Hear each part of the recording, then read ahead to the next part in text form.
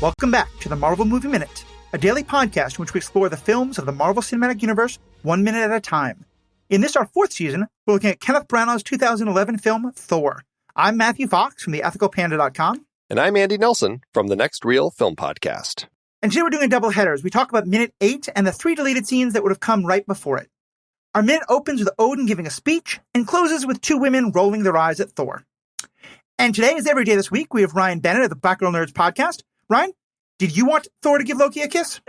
No, I could have done without that. I'm more for the fighting. Just keep the fighting going. I don't know if I needed a kiss. I didn't need a kiss. There you go. That, for those who have no idea what I'm talking about, that does come from one of the deleted scenes. Not the actual kiss, but Loki saying, give us a kiss. And we'll get into that and a whole bunch more right after this message.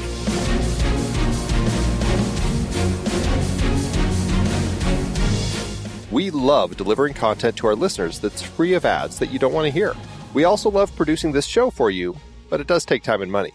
Can you become our Asgardian champion and help us out by becoming a member for this season? Membership is just $5 per month, or you can get a discount if you join for a year. Members get bonus content, early access to shows, access to live streams, and more. You can learn more at truestory.fm/Marvel Movie Minute.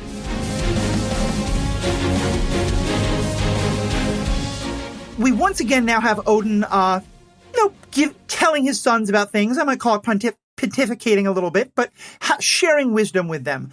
And he talks about how the wise king never seeks out war.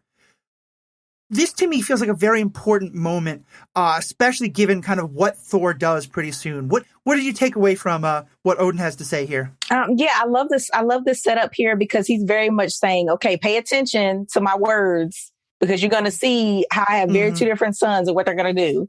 So I love that. I love that setup in here.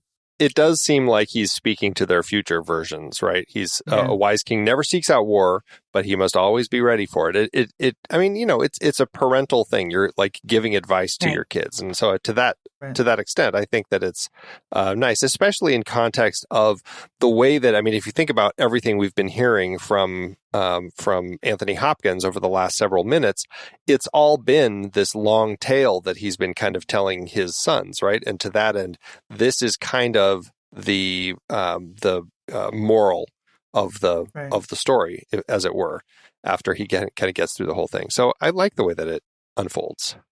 And to me, I think there's something sort of this concept of, a noble warrior must only use their weapon for defense, things like that. You never start the war. That's something we see pop up in all sorts of mythology.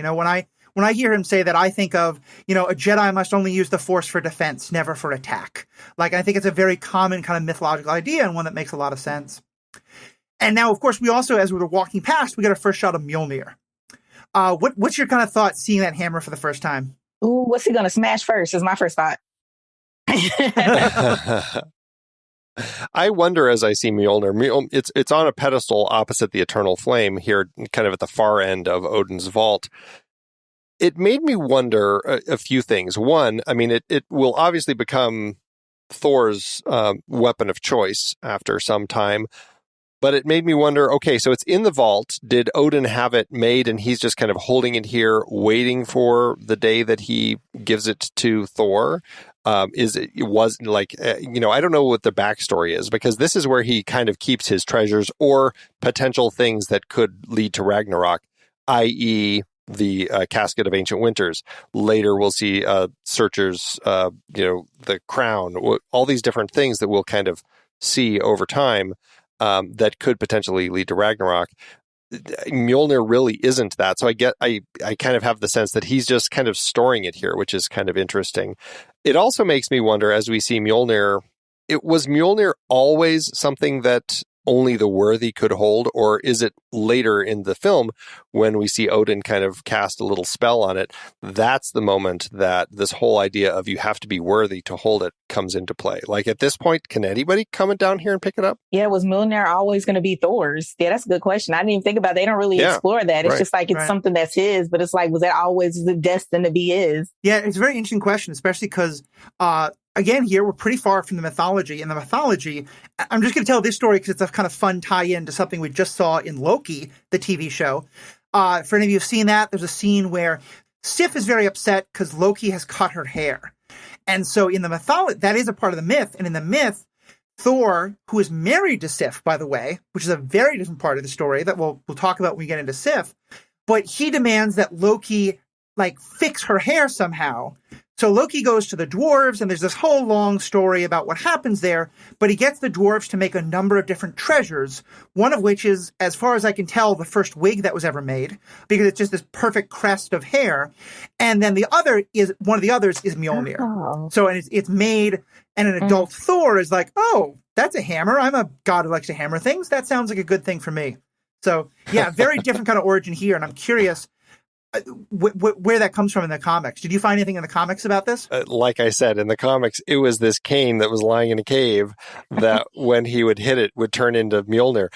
They've totally changed the way that, and again, it evolves over time in the comics and everything. But I don't know. I guess it's kind of fun to see the way that they kind of play with that. Like, I would say that in the world of the comics, they pull what they feel like would help their story from the Norse mythology. Otherwise, they're just making it all up. That makes total sense. And so Odin then goes on and says, only one of you can ascend to the throne. Both of you were born to be kings. I thought that's a very interesting line that could be read a bunch of different ways. What do you think he means there? This is where I get to that point where I start questioning the way that he's parenting these kids. It's like, only one of you gets to be king, but both of you were born to be kings. Like, right. It's like, I don't know, is he like pushing them to hate each other? It's such a strange way to kind of say that. I don't know.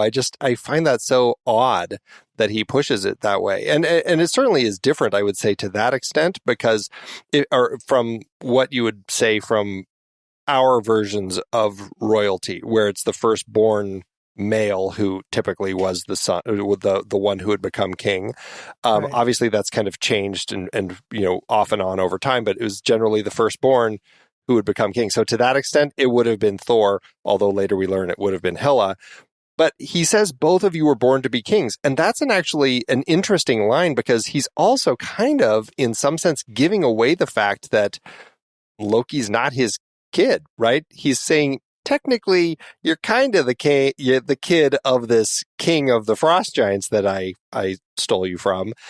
We don't know that at the time, but it's an interesting thing that he's saying here, because it is a little bit of a reveal if you really think about it. Yeah. I definitely felt like it was on his idea, like a bad idea as a father, at the way he phrased it, because you see them both run up and you're like, oh yeah, it could be me.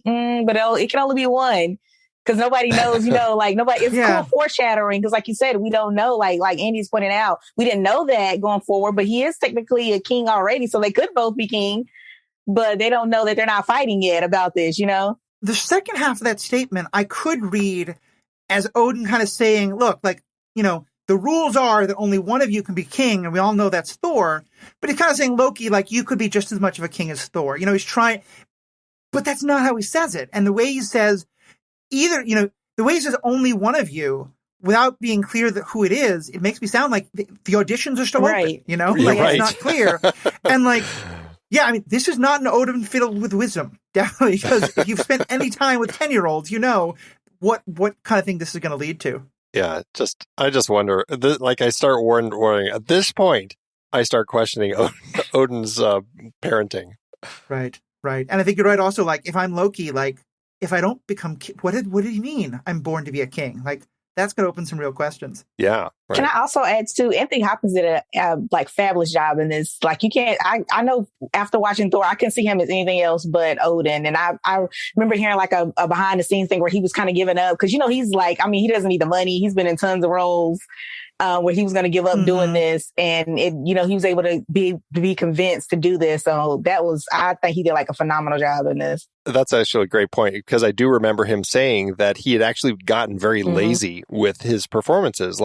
He wasn't getting pushed. And he said Kenneth Branagh actually pushed him more than a lot of directors had. And he said he'd gotten lazy, and this kind of got him out of that, which I thought was actually really interesting, because it's not the lead role, but it's interesting that this, whatever Kenneth Branagh was doing on set got him kind of out of that rut. Absolutely, yeah. Definitely. Now we move into the coronation. And the first thing I think is we're in a throne room, basically. Hildskjalf. Is that, am I anywhere close, Andy? I think it's Hlidskjalf. Kalitzkjalf, thank you. And it's kind of, it looks like almost a coliseum. Like, to me, what was your sense of kind of the room that we're in? Like, it's where he's going to be anointed, and it looks like just everyone from Asgard has turned out to watch this. Well, what's interesting in the script is that it's not only people from Asgard. The script actually says the Aesir, which is, that's kind of like Odin and his family, and representatives from all across Yggdrasil, which that was the first I ever had a sense of that just from reading that in the script. It's like, are they inviting Midgardians?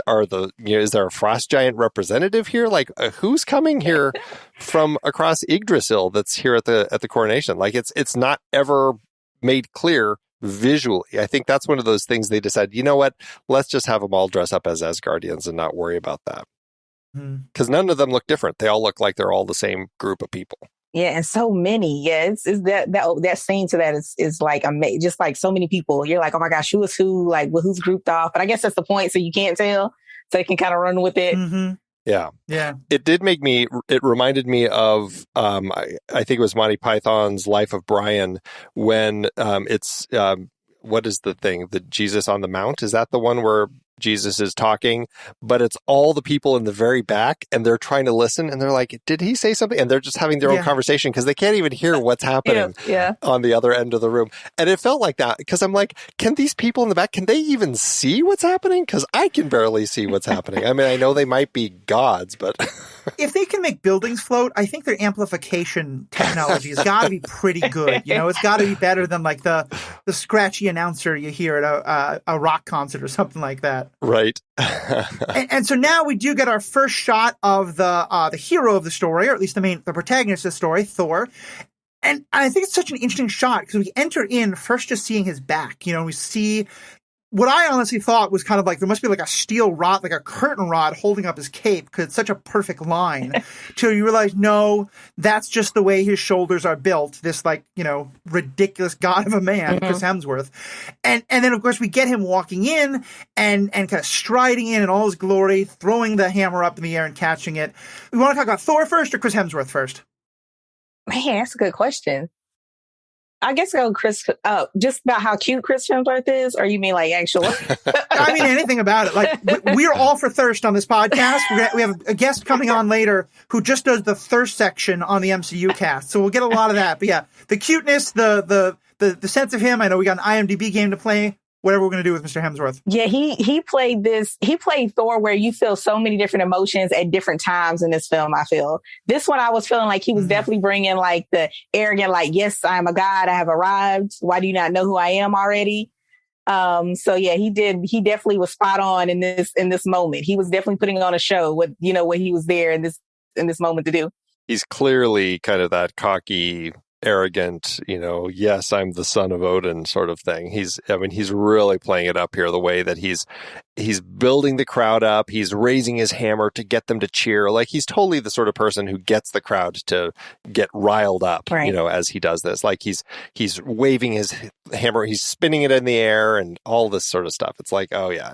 And you really get a sense of that with this character here. And even when you see Lady Sif and Frigga, their reactions to him are like, here he comes, making his entrance. And one of the things that geek fans like myself and probably all of us love to do is fan casting. We're talk about, this character or what actor or actress that we know would be fantastic to play them. And Hemsworth, if I remember correctly, was fairly unknown. And to me, I feel like this is kind of the hesitancy I always have with fan casting is, to me, one of the things that makes it work is I've never seen Hemsworth before. I'm not thinking, oh yeah, it's that guy from this who's now Thor.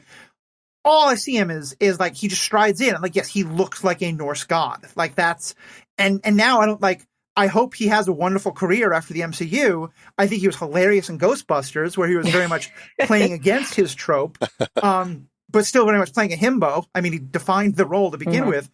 But yeah, to me, it kind of is a good reminder of like, sometimes it's good to take someone who isn't well known because then they can just be fully the part and you're never going to see them as anything else while they're in the MCU. He was certainly known in Australia because he was this soap opera actor in a show called Home and Away, 189 episodes of that particular show. So, I mean, he was seen a lot by that particular group of people, but the rest of the world, they hadn't seen much of him. And I think one of his brothers also had auditioned. I think it was Liam.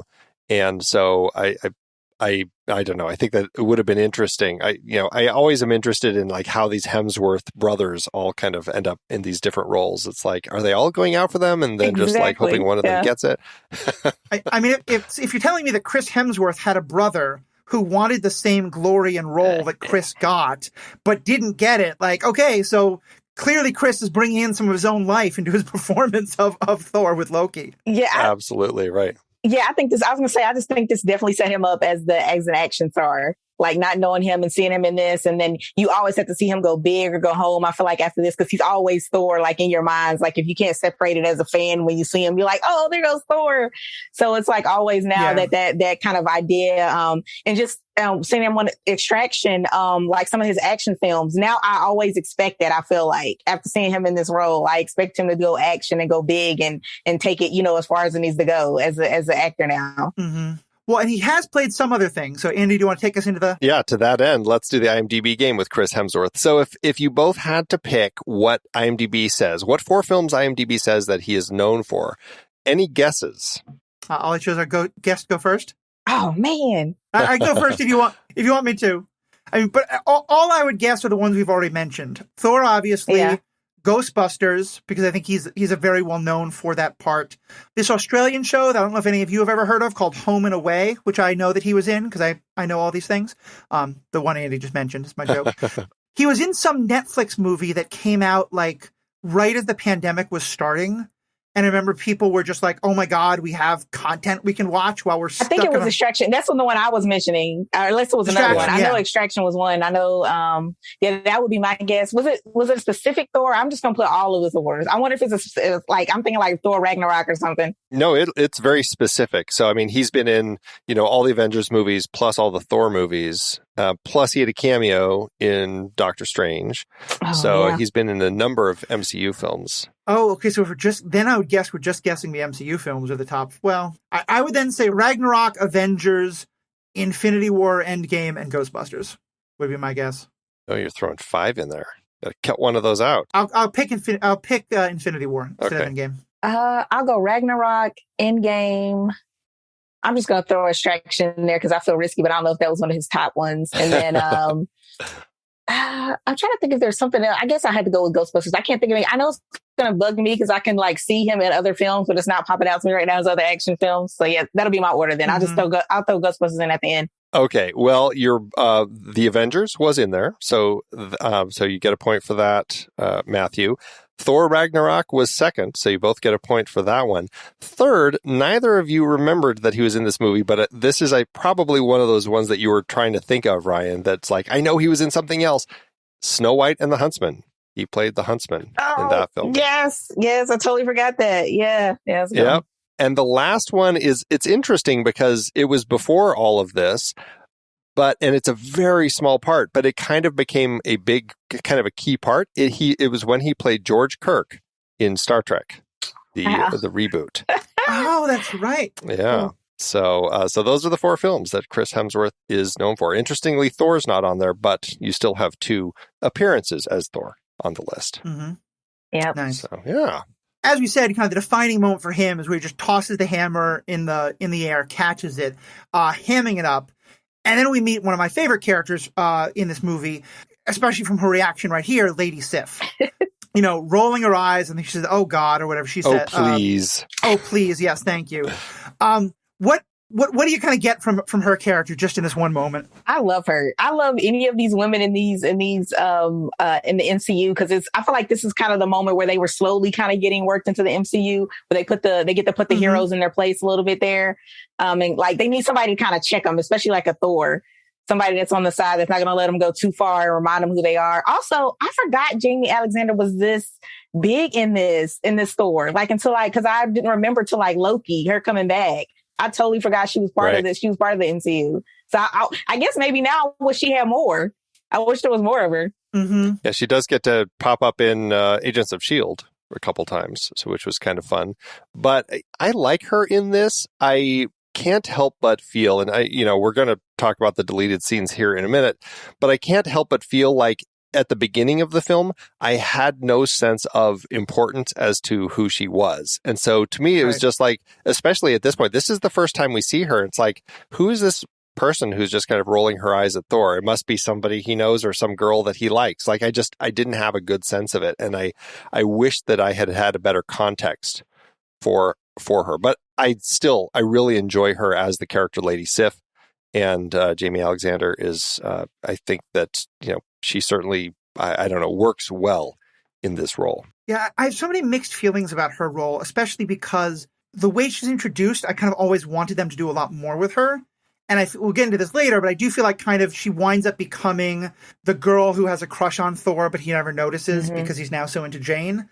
And it's interesting because given the history of the character, in mythology, Lady Sif is Thor's wife, is not a warrior at all. She's a goddess of fertility and the harvest.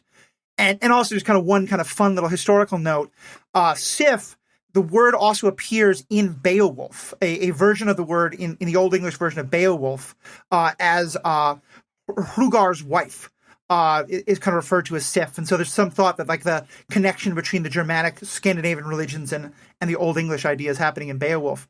Also in the mythology, it's very important she's golden haired. So I thought it was interesting that she's a brunette in this. I think also she is in the comics. But kind of back to the character and kind of what you were saying, Ryan, we're hopefully getting better about representation of women in the MCU with Captain Marvel and Wanda and like some of the other people who appeared in those things. But there's a reason why a lot of, one of the biggest critiques of Marvel was often in the early days that if they wanted to put a woman in the movie, they kind of just gave us a woman who looked pretty and could kick everyone's ass and said some witty, snarky things because she wasn't going to take anything from anybody, but never really had any characterization beyond that. And I do think Sif is a pretty prime example of that, unfortunately. Yeah.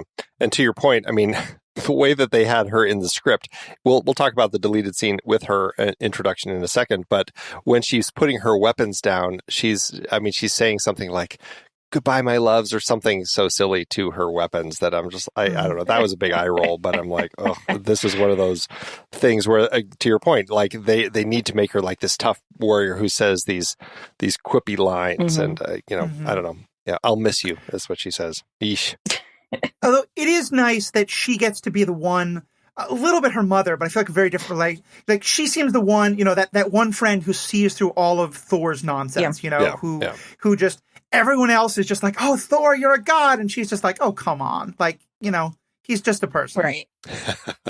Jamie Alexander, just so you know, for IMDb, Thor, Thor the Dark World, The Last Stand, that was an Arnold Schwarzenegger movie, and Collision, which I've never heard of. Good to know all these people are getting more work. Yeah. So the last thing I want to talk about in terms of this minute itself, and then we'll get into the deleted scenes. To me, what's very interesting is Sif is definitely kind of rolling her eyes. And you get the sense that this isn't like she's mad at him. It's a kind of like, he drives me crazy, but he's still a good guy, so I kind of tolerate him.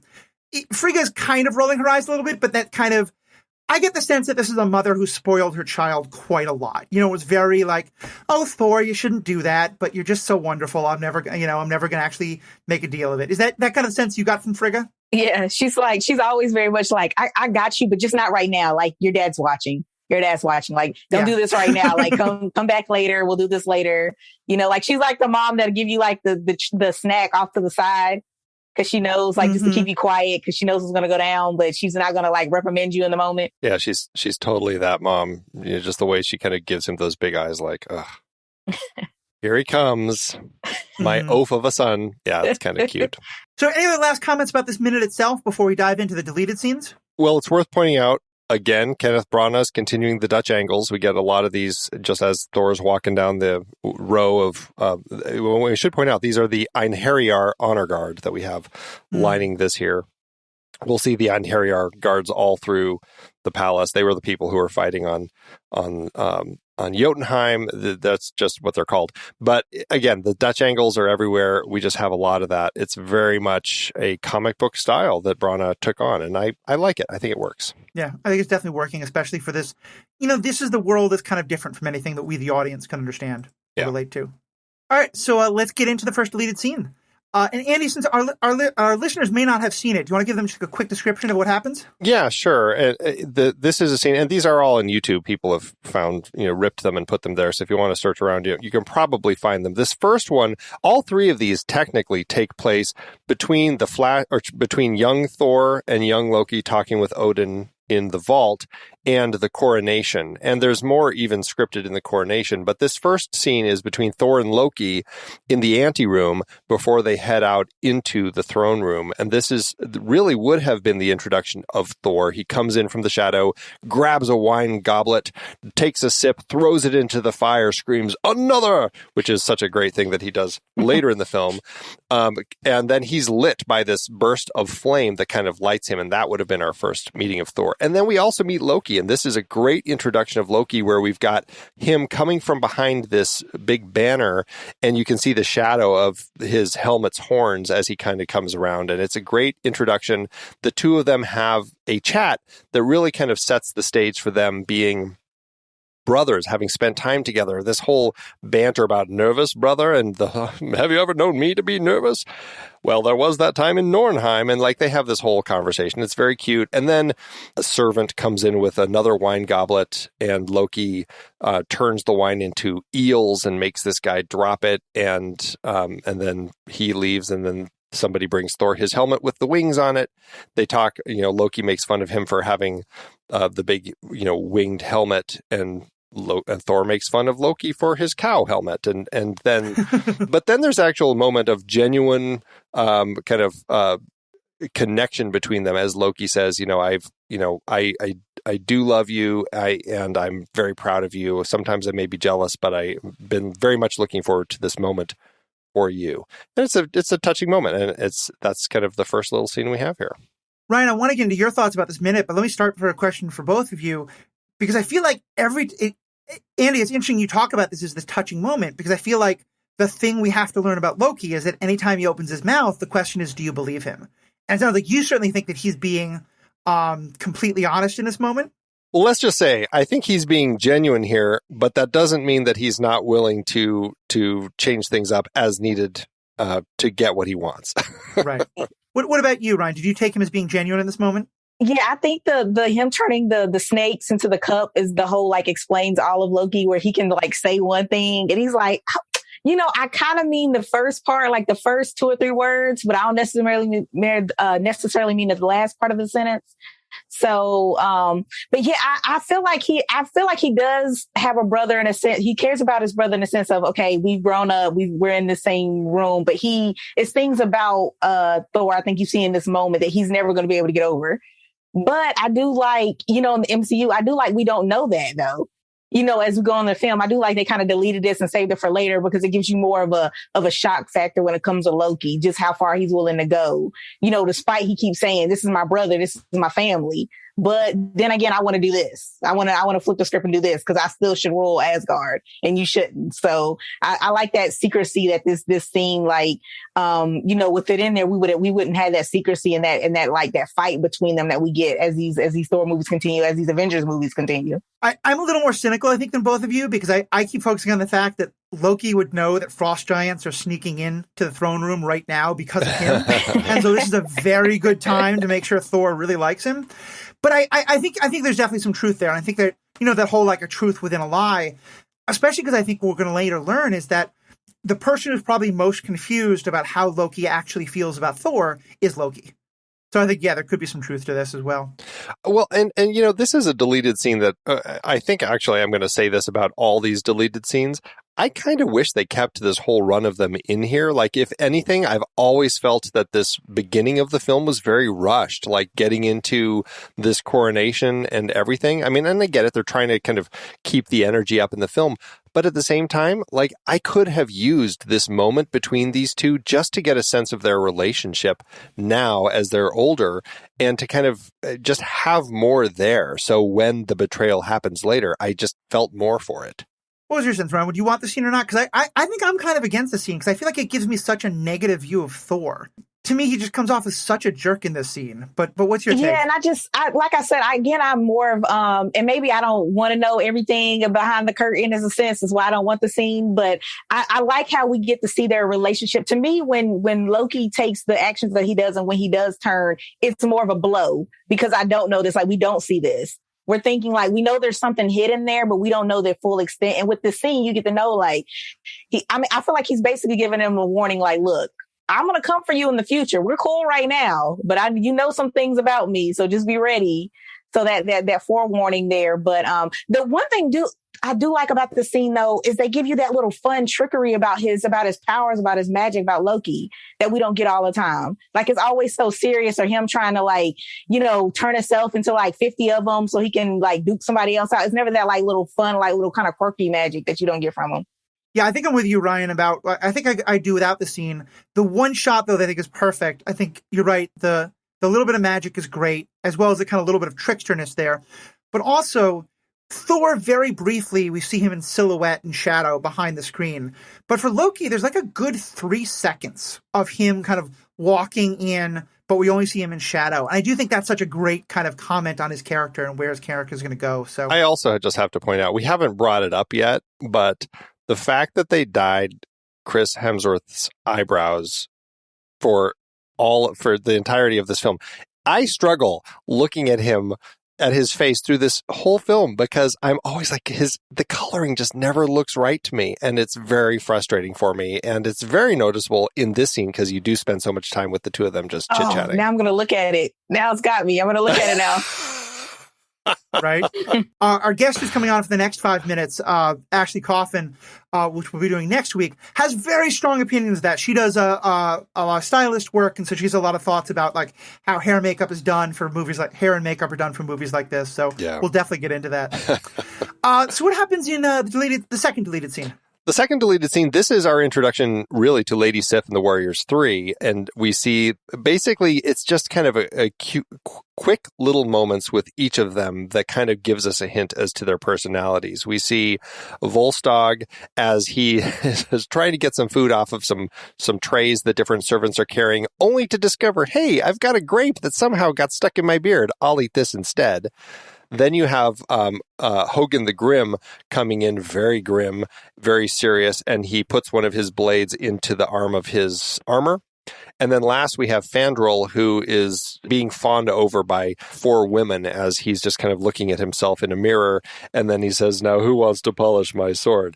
Super cheesy, super Fandral sort of thing. And then Lady Sif, this is that moment I mentioned where she's putting all of her weapons down on it's one of those Old West sorts of things where they have to turn in their weapons before they head into the coronation. And she's putting all of her weapons down, and she has a lot of them as they go in. And then they have a brief chat up at the head of the throne room where all of them are kind of the different people in line waiting for Thor's entrance. And so it's a nice moment to get a sense of who these characters are.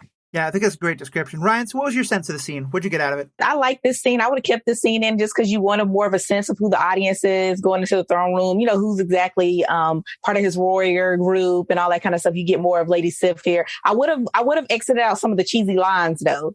I think some of those I didn't really care for. Some of those lines, like with Andy talking about what Lady Sif put in there on her weapon, and a lot of those, like the sword line. A lot of these are very cheesy that I probably would have left out, but I do like the intro. That would have slowed this down. This whole intro of him going in and the throne room and the ceremony, it would have kind of paced it out a little bit slower, so we get to actually care about this group more, this crew more as it goes along. Yeah, I think it's a really good point. I think I could do without the cheesy lines. In original mythology, Thor is a redhead, as am I. And so having the heavyset redhead, who also is me, being so focused on their appetite, eating the grape out of their beard, come on. A little ginger respect here, please. But yeah, I think it gives me a better sense of who they are. And on the one hand, like at first I was like, giving us this incredibly 1 second stereotype of each character seems kind of silly. But then I remember the kind of story we're telling. And that's a thing that you would often see in these kind of high drama Shakespearean style things is the main characters get to have depth, but then there's the person who says the funny thing when they're drunk, Right. and the person who's always doubtful, and the person who's always, hitting on everybody. And like, that's a part of that kind of, dramatic world. And so I think actually the Warriors 3, having them be like, this guy is just grim, this guy is just hungry, this guy is basically a Narcissus, like it kind of fits the kind of story they're trying to tell. Mm-hmm. Yeah, it really does. And I like their introductions. Yes, I agree with you. The cheesy lines could have been left out or reworked, so at least they weren't so super cheesy. And perhaps that is why they cut them. But I really I could have used this, to my point earlier about when we first see Lady Sif in the minute. It's like, I'm just like, who is this? Am I supposed to know? Like, I had no sense of it. And at least if I had this, I would have gone, okay, so this is the Warriors 3 and Lady Sif. And I would have at least had a context for them as the film progresses. So I kind of would have liked this. To your point about Lady Sif being kind of a rewrite of her version in Norse mythology, Hogan the Grim, Fandral, and Volstagg were all comic book creations. None of them had actually ever appeared anywhere. And they always were kind of this cheesy. I mean, that's kind of the way that they wrote them. Volstagg was enormous, and he would use that. It was just such a comic book thing that probably appealed to the youngest readers.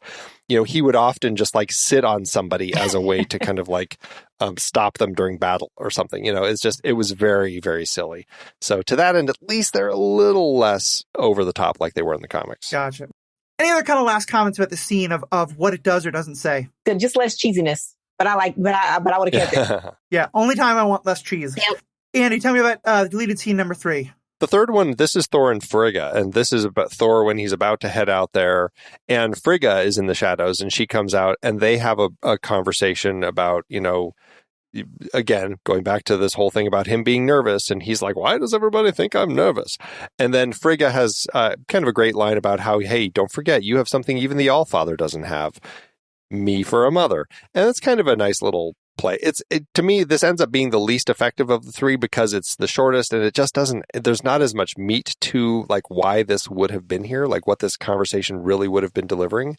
But at least we get to see the interaction between these two characters. Yeah, it didn't feel like it had a huge place. I feel like, you already got the MCU that's 2 hours or more when they do a film. So it would have just added more time that you're just sitting here trying to get through it. But I just would have liked this scene just because I want more of Frigga and just Renee Russo in this role. I just want to hear more from her. And I guess that's to your point, Matthew, we were talking about some of the female characters early on in the MCU. I just would have wanted more from her scene. Not this added a lot, because it's still her just going up to Thor hey, this is what I told you, earlier today. And, she's still in the mom role. But it just made you always so curious about these different female characters and just wanted to see more about them, more for them. And I think it's great that you and I have different opinions here, because I think this is the scene I would most want in. Because to me, I get 3 big things out of it. One is, as you were saying, just more about Frigga. But the second is, I feel like I like knowing that not only does everyone think Thor is nervous, but with his mother, he can admit that he is a little bit, because so much of what we're seeing is the braggadocio and I remember I didn't really like Thor as a character much the first time I watched this movie until a lot later. And I think this would have, I need a better word for an I want to say humanized him, Asgardianized him, I guess is the term. I don't know what I should say.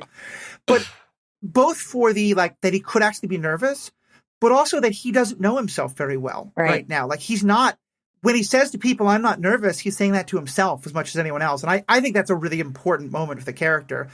But you're right. It's you could want every scene in the movie, and then you're like, wait, why was in this movie theater for 3 hours? This is ridiculous. Right, yeah. Yeah, absolutely. Also, I just have to say, you kind of already brought it up, Ryan, but Renee Russo, she looks gorgeous here. Yes. Mm-hmm. This is where you get a much better view of kind of that full dress that they put her in. It is just stunning. Right. And she just, she looks regal. She really does. Which I think also speaks to this idea that is very much a part of this world, that yes, you have a childhood and you grow up and presumably you do age at some point, but you are going to stay in that. She's obviously she looks older than Thor and Loki, but the way she looks, it really speaks to this kind of almost elven quality of the, that they are kind of eternal, that they're not aging, that she looks stately and matronly, but not Hollywood is often very cruel in how it portrays, like, okay, well, you're the mother, so we have to kind of show you in this particular way. And I think here it's very much not happening. Yeah, you look very like old and like, oh, I'll put you in a corner. Nobody talks to you. And she's like very approachable. Yeah. And it's just like, yeah. Like I'm thinking of the original Tobey Maguire Spider-Man. We're like, is that Aunt May or is that like great exactly. Aunt May? Exactly. Yeah, great point. Yeah. Well, exactly. And that's straight out of the comics, which I never understood because there she looked like she was practically a skeleton. It was so strange, but Marissa Tomei is my favorite for sure. So, okay, any other last comments about any this kind of overall minute 8 and the different scenes that we would have had as part of it? The only other thing that we kind of hinted at in the last minute is theoretically Odin is a little sick. He's got this need for this Odin sleep, which, again, was in the script. It wasn't portrayed anywhere here, but it does speak perhaps to why Odin looks so serious when we do see him right at the very end. And older. This is really the first time we see older Odin, right? So having these two sons really kind of gave him all of his grays. Which I think is a really important thing to tell us, because it's another way of saying that this isn't the gods as you understand them. Yeah. Because in the Norse mythology, as well as in the Greek mythology, Zeus never worries about which one of his sons is going to take his throne when he's too old, because he doesn't age. Right. That's just kind of the conception we have of like Norse gods or Roman gods or Greek gods or whatever. And I remember always thinking like, Odin's eternal. Why would he ever like need to hand over the throne to someone else? Yeah. And so, that would have helped to ground that a bit. Yeah. Ryan, from you, any other kind of last comments in this whole batch of media we've watched the last few minutes? No, like I really, as a whole, love these deleted scenes. I think it's just like some of them were like, you can kind of see why they deleted them in certain areas where there was dialogue. They wanted to keep that secret because, you can't reveal too much in Marvel. You got to find the Easter eggs yourself. So, but yeah, overall, I really like this was probably at the intro, like one of my favorite minutes, because you were finally starting to feel like you were getting something, as far as like some of the characters, because a lot of it's just like very grand and all these huge buildings. You're like, okay, well, where's the human side? Like where the people, where the people at? So you kind of get a little bit of sense, even though, I'm with Andy, like some of these characters, like we got these deleted scenes, but in the actual movie, they took a lot of it out. So you're still kind of like trying to piece together like where the characters fit and everything like that. But at least I got us a little step closer there. So definitely. Well, thank you as always so much for being our guest. For our listeners who want to learn more about you and hear more of your thoughts on all things nerdy, where can they go? Black Girl Nerds on all your social media platforms. Also want to plug our YouTube page and our IGTV on Instagram, because we do a lot of like entrepreneurs on our Instagram page. If you have into reality TV at all, if that's your guilty pleasure, I've done a lot of those interviews lately on on Instagram. So if you want to check a lot of those out, but yeah, on our YouTube page, we're always current with whatever shows. Like I said, everybody has a streaming service, so whatever show is out right now, we're also constantly in the press room trying to get you guys interviews, so definitely check that out. But yeah, on everywhere you can find Black Girl Nerds, or where you can find podcasts, Black Girl Nerds is there. So, and thank you guys again. Like I truly enjoy just talking anything Marvel, so I appreciate you guys reaching out. Well, thank you. You were making our job a lot easier because you're helping us kind of move it along. I love the points you're bringing, and it's just been so great. So thank you so much to you. Thank you to our audience, and tune in tomorrow, and have a great day. Until next time, true believers.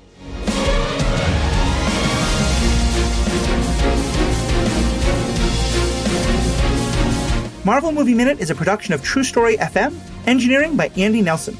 This season's music is One Last Ride by Martin Puringer.